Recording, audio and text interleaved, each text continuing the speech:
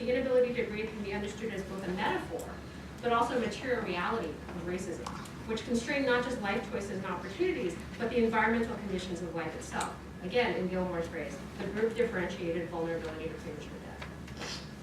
I have a whole thing about displacement and gentrification, which I alluded to in terms of why Garner's even a target for selling Lucy's on the street, and that has everything to do with the policing of streets and what's the racialized way in which policing produces that kind of surveillance and so on.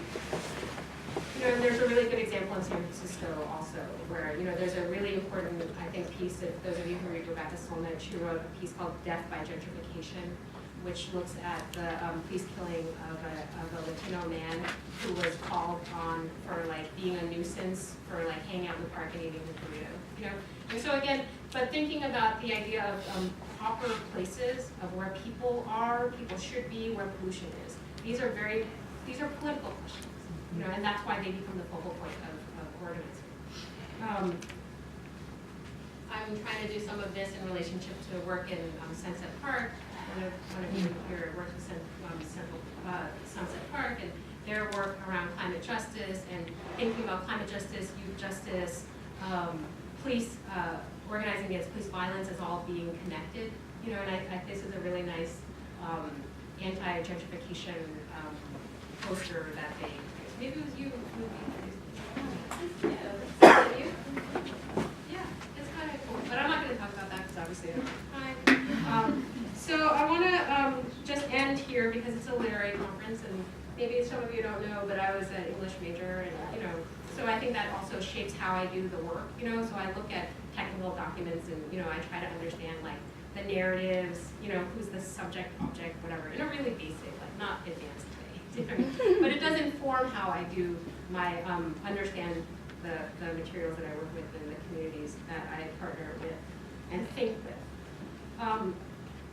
And sometimes if I'm in an optimistic room, I'll end with Let America Be America again, because there's a whole thing about breath in there, about how inequality is in the air we breathe, the Langston Hughes poem, and it's a beautiful poem, but it's not the right poem for this audience. It's too optimistic, I think.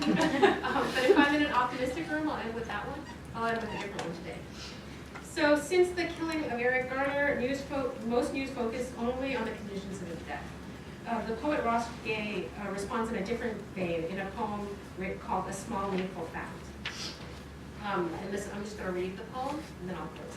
A small meaningful fact is that Eric Garner worked for the Parks and Rec, Horticultural Department, which means perhaps that with his very large hands, perhaps in all likelihood, he put gently into the earth some plants, which most likely some of them, in all likelihood, continue to grow, continue to do what plants do, like house and feed small necessary creatures, like being pleasant to touch and smell, like converting sunlight into food, like making it easier for us to breathe. As Gay told PBS News, what the poem, I think, is trying to say, there's this beautiful life, which is both the sorrow and the thing that needs to be loved.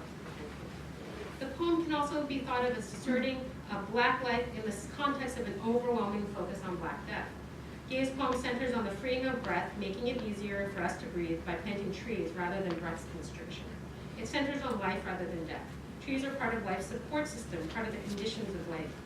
Garner's work in horticulture as a gardener tending to the small plot of earth is a small but needful fact, because it asks that we understand him not as a criminal or a victim, the two roles he is allowed in current media discourse, but as a complex being who played a role in the making of the world a better place. Through the poem, the breath and the act of breathing is not a site of police violence, but of cultivation. So, thank you.